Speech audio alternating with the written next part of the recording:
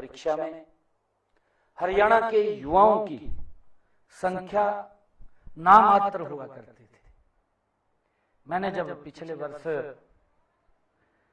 सभी अपने यूपीएससी के नवचयनित सभी युवा अधिकारियों को बुलाया था, तब उनकी संख्या लगभग 67-68 थी। पिछले बार जब हमने बुलाया था, और हर वर्ष बढ़ रही है। ये हमारे लिए गर्व की बात है। हमारे लिए गर्व की बात ये भी है कि आज हरियाणा ने देश के अंदर तीसरा स्थान भी प्राप्त किया है। ये भी हमारे लिए गर्व की बात है। साथियों, आप सब इसी हरियाणा की माटी से निकले हैं, जो परिश्रम, संघर्ष और आत्म सम्मान की आप पहचान हैं। आप सभी मुझे आज एक सुंदर बगीचे की तरह दिखाई दे रहे हैं, जिसमें अलग अलग रंग भरे हुए हैं। साथियों, आने वाले समय में आपकी प्रतिभा, आपकी सेवा की ये सुगंध पूरे देश को, साथियों, पूरे देश के अंदर ये फैलेगी। ये हमारे लिए बड़े गर्व की बात है। यह सफलता आसान नहीं होती है, हम सब जानते हैं। लाखों युवा इस परीक्षा में बैठते हैं। हर युवा मेहनत करता है, हर युवा का सपना होता है, वो देखता है कि मैं इसमें क्लियर करूंगा। लेकिन सफल वही होते हैं युवा साथियों जो अर्जुन की तरह हैं। अर्जुन की तरह अपने लक्ष्य के प्रति वो समर्पित होते हैं, वही सफल होते हैं। साथियों, मैं आप सबको आज बहुत पुनः बधाई देता हूं। आपने भी कठिनाइयों का सामना किया होगा। कभी आपके पास संसाधनों की कमी रही होगी, कभी समय का दबाव भी आपके ऊपर रहा होगा। क्योंकि जब आदमी का एक लक्ष्य होता है, जब अर्जुन देखता है कि मछली की आंख हमारा वही लक्ष्य है, मछली की आंख का, उसके अंदर समय का भी दबाव होता है, कभी आत्म संदेह, लेकिन आपने हार नहीं मानी। आदरणीय अटल बिहारी वाजपेयी जी एक वाणी बोलते थे, हार नहीं मानूंगा, रार नहीं ठानूंगा, काल के कपाल पर बढ़ता हूं, आगे जाता हूं। आदरणीय अटल बिहारी वाजपेयी जी ने जो शब्द कहे हैं, वो हमारे जीवन के अंदर वो सार्थक उतर रहे हैं। साथियों, यही जज्बा आपको यहां तक लेकर के आया है। आप सबने जो एक मुकाम हासिल किया गया है।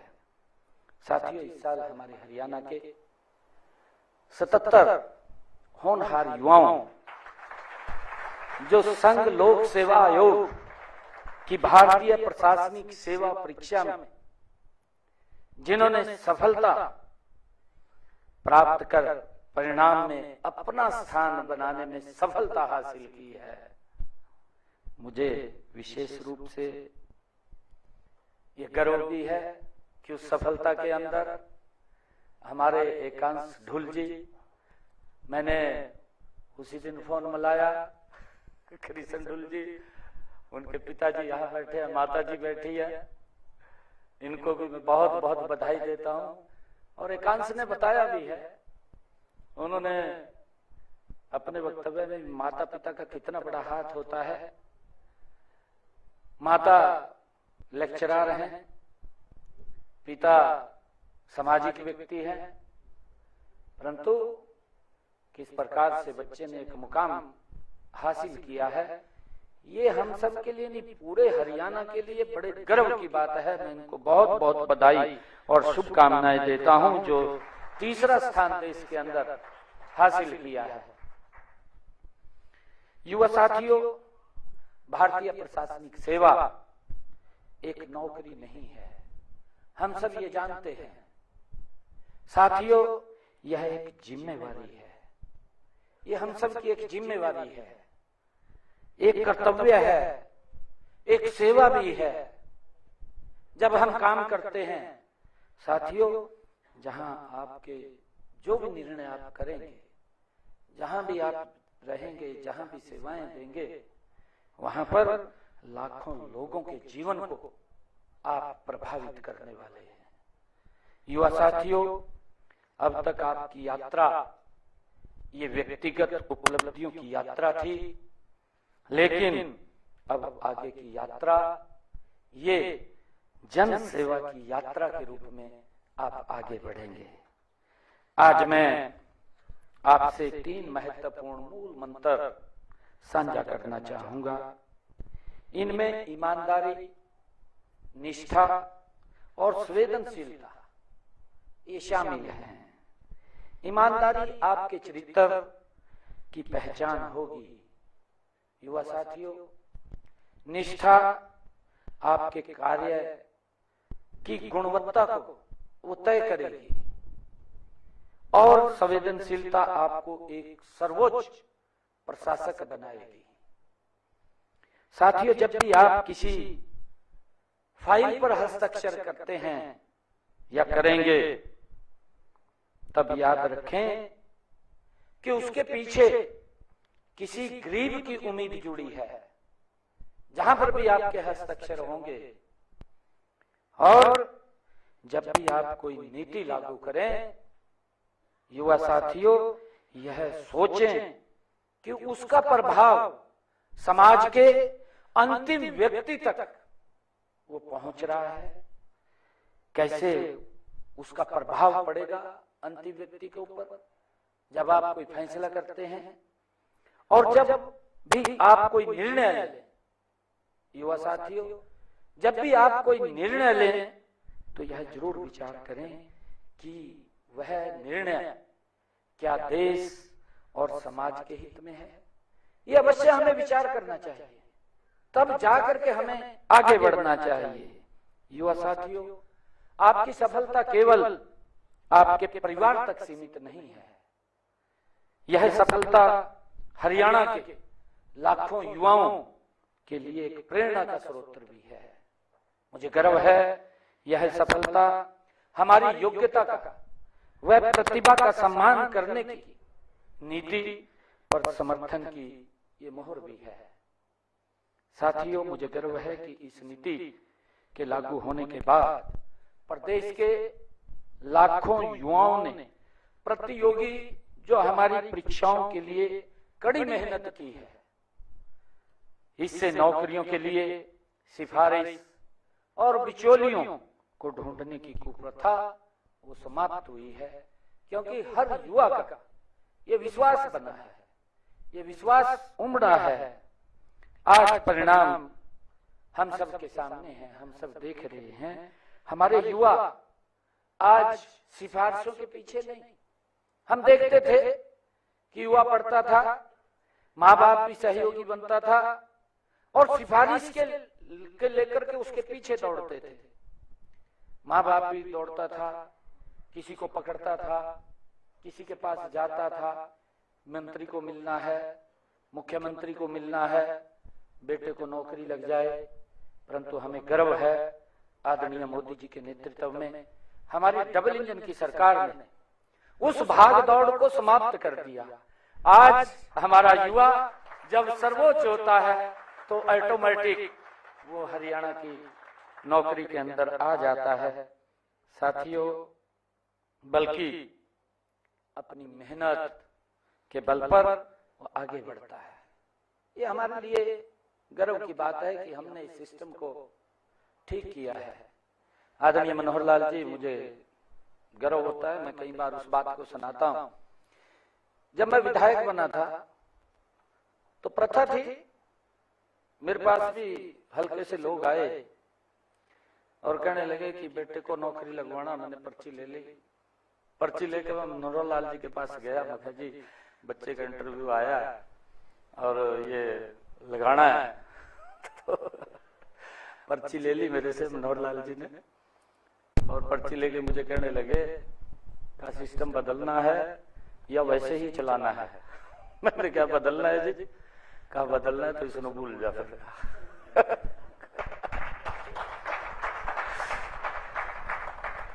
मैं किसी की सिफारिश लेकर के मनोहर लाल जी के पास नहीं गया, कभी नहीं गया, मैं नहीं गया। आज पूरा हरियाणा उसका परिणाम है। आज हरियाणा का वो गरीब व्यक्ति बड़े फख्र के साथ ये बात बोलता है कि हरियाणा सरकार में बिना पर्ची बिना खर्ची के आज सरकारी नौकरी लग रही। ये बड़े गर्व की बात है। तो सिस्टम को बदला है, नरेंद्र मोदी जी के नेतृत्व में बदला है। आज उसके परिणाम आ रहे हैं, हमें गर्व है इस बात का। साथियों, हरियाणा के युवाओं ने न केवल सिविल सेवा में बल्कि चिकित्सा, इंजीनियर, प्रबंधन और तकनीकी क्षेत्रों में भी महारत हासिल की है, अपनी प्रतिभा का लोहा मनवाया है। यह दर्शाता है कि राज्य में, हमारे हरियाणा राज्य में प्रतिभा की कोई कमी नहीं है। साथियों, हमें गर्व होता है। हमारे हरियाणा की क्या पहचान थी, आप लोग देख रहे हैं। जब 1 नवंबर 1966 को अलग हुआ तो ये पहचान थी, लोग इसकी चर्चा करते थे क्योंकि पंजाब जो सूबा था वो नंबर 1 का था और हमारा हरियाणा अलग निकला। तो पंजाब के लोग भी और भी कहा ये खाएंगे कैसे, कमाएंगे कैसे, कैसे गुजारा चलेगा इनका। परंतु हमारे हरियाणा के लोगों ने जो मेहनत किया है साथियों, रतीली मिट्टी के अंदर भी अन्न पैदा करने का काम मेरे हरियाणा के लोगों ने किया, वो मेहनत की है। हम उस बैकग्राउंड से आते हैं। मैं किसी गांव से आता हूँ, किसी शहर से आता हूँ। मैं हरियाणा के एक हमारी जो बैकग्राउंड है वो कृषि की व्यक्तियां होती हैं। उन लोगों से हमें प्रेरणा भी मिलती है, हमें आगे बढ़ने का साहस वो देती हैं। युवा साथियों, एक राजा ने अपने राज्य में रास्ते पर एक बड़ा पत्थर रखवा दिया। उसने रखवाया, उसने कुछ सोचा, बड़ा पत्थर रखवाया और उसने सोचा कि देखते हैं कि कौन व्यक्ति इसको रास्ते से हटाएगा। क्योंकि रास्ते में जब वो पत्थर आया तो एक समस्या थी, बड़ी समस्या खड़ी हो गई वो लोगों के लिए। लोग वहां से निकलते, राजा के पास जाते और राजा को जाकर के बोलते कि राजा जी वो पत्थर पड़ा है एक बड़ा, उसको हटवाओ। राजा भी सुन लेता, सुन करके उसको अनसुना कर देता। कई लोग शिकायत करने जाते। एक गरीब व्यक्ति ने जब वो पत्थर देखा तो उस पत्थर को उसने अपने आप हटाया। वो किसी के पास शिकायत करने के लिए नहीं गया क्योंकि समस्या थी, रास्ते में रोड़ा बना हुआ था। जब उसने वो पत्थर को हटाया तो उसके नीचे से उसको कुछ सोने की सर्फियां मिली और एक लेटर मिला। वो राजा ने लिखा हुआ था, उसमें लिखा हुआ था, राजा ने उसमें लिखा था, जो बाधा को हटाता है, उस लेटर में लिखा था कि जो बाधा को उठाता है वही पुरस्कार का अधिकारी होता है। ये उस लेटर में लिखा था। हमने समस्या का समाधान करना है। समस्या का समाधान हमारी कलम में वो है। समस्याएं बहुत हैं। आदरणीय प्रधानमंत्री जी का विजन है 2047 विकसित भारत। आप उस विकसित भारत के एक प्रकाश स्तंभ हैं, क्योंकि जब आप 2047 आएगा, ये विकसित भारत ये दुनिया का ब्राइट स्पॉट होगा, चमकता सितारा होगा दुनिया का भारत, और उसमें आपको काम करने का अवसर मिलेगा। आदरणीय प्रधानमंत्री जी के उस संकल्प को पूरा करने का आपको मौका मिलेगा। साथियों, लगातार नीतियां, योजनाएं वो बनती रहती हैं, लोकहित के अंदर बनती रहती हैं।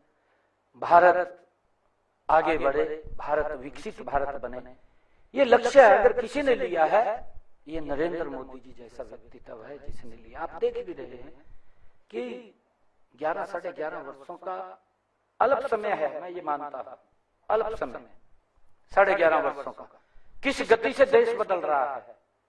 इसकी चर्चा मैं नहीं कर रहा हूं, इसकी चर्चा प्रधानमंत्री जी भी नहीं करते, इसकी चर्चा देश का आम नागरिक करता है कि देश बदल रहा है, ये बदलाव नजर आ रहा है।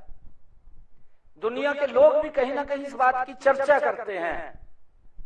आज आप लोग देख रहे हैं ये विकसित भारत की पहचान, रोड का इंफ्रास्ट्रक्चर, आप रेलवे की कनेक्टिविटी, आज हर जिला के अंदर मेडिकल कॉलेज, आज कितनी यूनिवर्सिटीज, कितने IIM, कितनी IIT और कितनी पॉलिटेक्निकल। अगर हम हरियाणा की बात करें, हमने हरियाणा के अंदर एक रोड मैप तैयार किया। रोड मैप ये तैयार किया कि बेटियों को पढ़ने के लिए माँ बाप, क्योंकि हमारे इस प्रकार के संस्कार क्यों दूर नहीं भेजते थे, हमने उस सिस्टम को, रोड मैप को समझ करके एक रोड मैप तैयार किया कि हर 20 किलोमीटर के ऊपर एक राजकीय कॉलेज होगा, और वो बन गया। आज हजारों बेटियां जो पढ़ नहीं सकती थी, आज उनको नजदीक में ही एक कॉलेज मिल गया, पढ़ने का अवसर मिल गया, माँ बाप भी भेज देता है। उस समस्या का समाधान, यही विकसित भारत की पहचान है, यही विकसित भारत है कि हमने उस सिस्टम को खड़ा करना है, उसको आगे बढ़ाना है।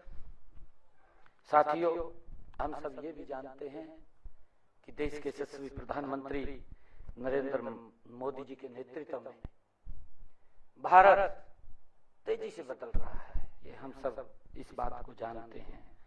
दुनिया में भारत की प्रतिष्ठा लगातार बढ़ रही है, लगातार बढ़ रही है। हमारा देश विकसित भारत का लक्ष्य लेकर के अग्रसर है। और साथियों, मैं ये कहना चाहूंगा, इस अग्रसर की, इस परिवर्तन की जो धुरी है वह आप लोग हैं। उस धुरी को और गति से आगे बढ़ाने का काम आप लोग करने वाले हैं। आप उसकी धुरी हैं, विकसित भारत की आप धुरी हैं। साथियों, आप जैसे युवा अधिकारी जिनके पास जोश भी है, जज्बा भी है, विजन भी है, सब कुछ है, ये हमारे पास है। साथियों, आपकी सोच, आपकी योजनाएं और आपके निर्णय भारत के भविष्य की दिशा तय करेंगे। आप केवल सिस्टम का हिस्सा नहीं हैं, आप उस परिवर्तन के वाहक हैं जो भारत को नई ऊंचाइयों के ऊपर ले जाने का काम करेगा। आप उस भारत के वाहक हैं। युवा साथियों, मैं एक बार फिर, क्योंकि मैं अभी आप लोगों का जो सम्मान है हम सब करेंगे, अभी इसके बाद तुरंत हमने कैबिनेट की बैठक रखी है। पहले इनफॉर्मल कैबिनेट की बैठक चल रही थी, कई विषय थे। सुबह 8 बजे से कुछ लोग मिलने के लिए भी मेरे को आते हैं, उसमें भी मेरे को 1.5-2 घंटा लगता है उनको मिलने में। फिर बैठक थी, बैठक के बाद अब कैबिनेट की बैठक है, और जब तक आप भोजन करेंगे शायद मैं यहाँ आ जाऊंगा। मेरी हाई परचेज कमेटी की मीटिंग है यहीं पर, कैबिनेट के बाद तुरंत यहाँ पर आ जाऊंगा। और उस बीच में एक और बैठक भी है। AI का जमाना है, आज AI के बड़े लीडर्स वो आए हुए हैं, उनसे एक मेरी मीटिंग है। हमने अपने जो बजट था, बजट के अंदर कहा था कि हम 2 हब हरियाणा के अंदर AI के बनाएंगे, गुरुग्राम और पंचकुला। उसको लेकर के काम चल रहा है। साथियों, मैं शायद आप लोगों को यहाँ सम्मानित करके, मेरा मन था कि मैं भोजन तक आपके बीच में बैठूं, परंतु समय की बाध्यता के कारण मैं शायद नहीं बैठ सकता। आप सबको, आपके माता पिता को मैं बहुत बहुत बधाई देता हूं। और साथियों, एक बार फिर आप सभी को इस उपलब्धि के लिए जो आपने हासिल की है, इसके लिए मैं आप सबको हार्दिक बधाई देता हूं। और आपके उज्जवल भविष्य की मैं भगवान श्री कृष्ण से प्रार्थना करता हूं कि आप जहां भी जाएं, हरियाणा का एक प्रकाश, हरियाणा की अलग आओ आप वहां पर पैदा करें। और कहें लोग, उस बात को याद करें, क्योंकि जब भी हम कहीं सेवाएं देते हैं तो लोग लंबे समय तक याद रखते हैं। आप सबके मैं उज्जवल भविष्य की कामना करता हुआ आप सबको पुनः बहुत बहुत बधाई और शुभकामनाएं देता हूं। आप सबका धन्यवाद। जय हिंद, जय भारत, जय भारत मां। और चंडीगढ़ में हुआ यूपीएससी में नव चयनित युवाओं का अभिनंदन। सीएम नायब सिंह सैनी ने युवाओं को बधाई दी है। हरियाणा में प्रतिभा की कोई कमी नहीं। सीएम ने कहा, हरियाणा में प्रतिभा की कोई कमी नहीं, आप सबने हरियाणा का नाम रोशन किया। हमने संकल्प था, उसके अंदर भी हमने इस बात को लिखा था कि जो यूपीएससी है और हमारे एचपीएससी है, उनकी जो परीक्षाओं बच्चे देते हैं उनके लिए हमने कुछ आर्थिक मदद की बात कही थी। आज मैं उस बात की घोषणा कर रहा हूं।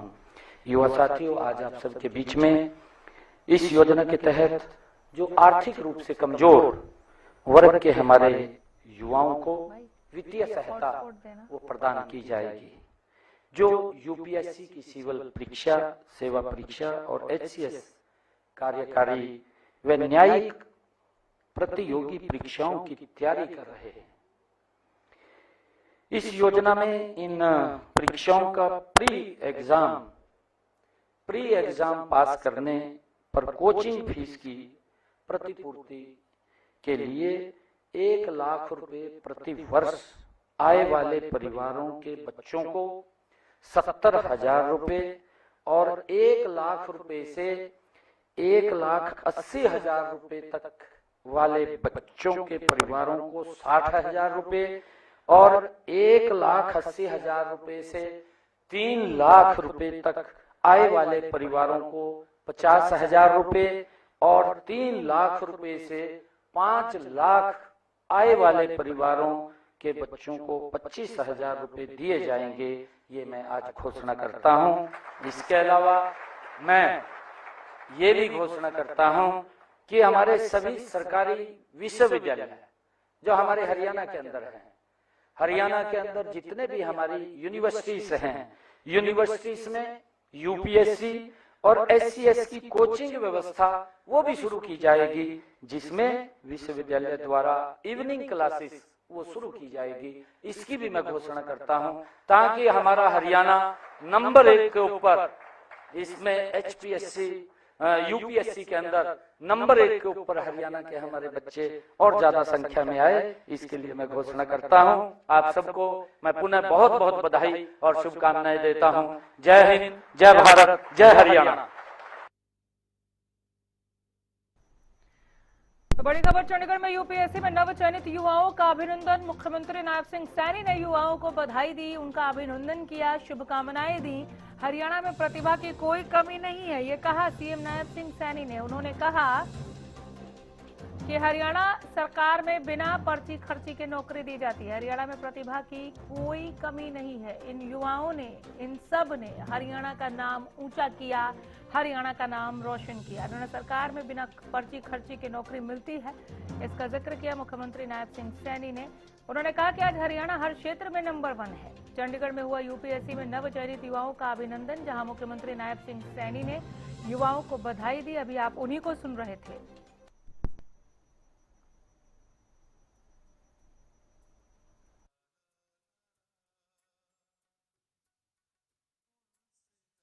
रैंक 6 करनाल से जोरदार तालियां। मैडम गीतिका अरोड़ा रैंक 22 फरीदाबाद से। श्री विकास कुंडू रैंक 27 जींद से। श्री दीपांशु जिंदल रैंक 38 यमुनानगर से। जोरदार तालियों से सम्मानित किया जा रहा है। प्रीति चौहान जी रैंक 47 सोनीपत से। अनन्या राणा जी रैंक 60 करनाल से। श्री जयंत गर्ग रैंक 64 गुरुग्राम से। मिस राखी रैंक 65 झज्जर से।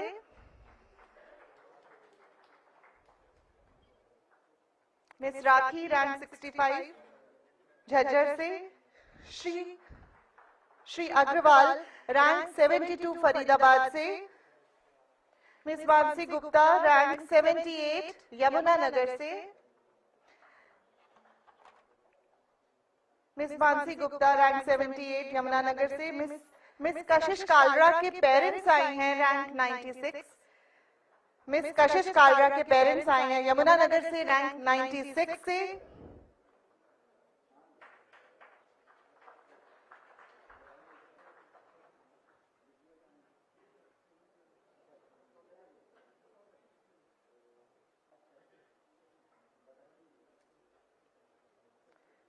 आमंत्रित करना चाहती हूँ Shri ध्वनिश,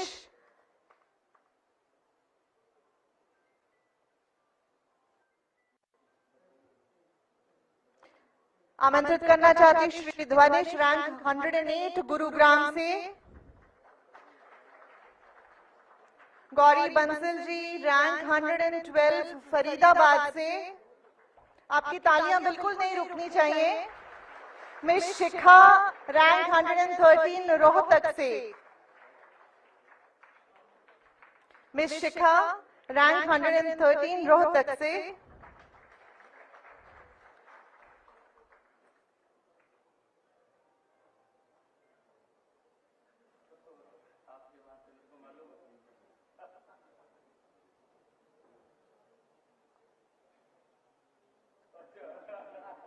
rank 118 mister Taneja,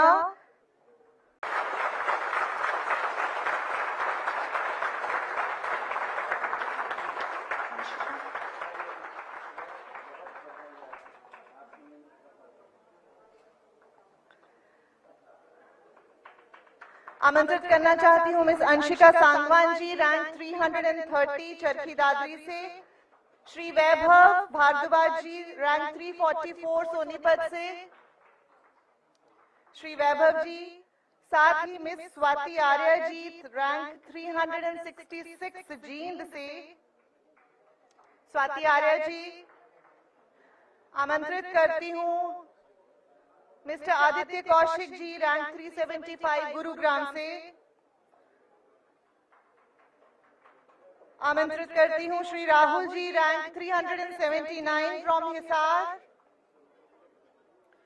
Shri Yashwant Sangwan ji 391 rank, Shri Yashwant Sangwan ji 391 rank चरखी दादरी से। आपकी तालियों से पता चलता है कि आप मौजूद हैं। मिस शीतल चौहान रैंक 405 झज्जर से, सुहासिनी मित्तल जी रैंक 413 अंबाला से, सुहासिनी मित्तल जी। डॉक्टर अंकिता सिवाज रैंक 442 रोहतक से, डॉक्टर अंकिता सिवाज। तेजवीर जी रैंक 476 नारनौल से,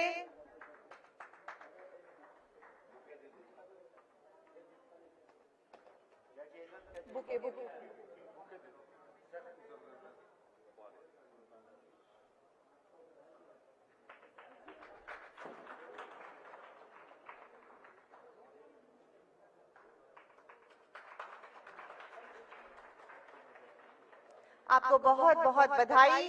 तेजवीर जी रैंक 476 नारनौल से, रोहित जी रैंक 506 रेवाड़ी से, श्री शाहरुख खान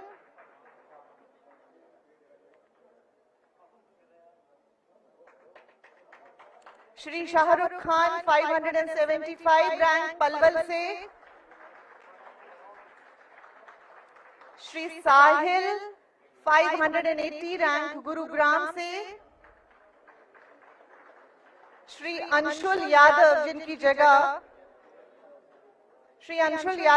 जगह प्रमोद यादव जी 586 रैंक ले रहे हैं रेवाड़ी।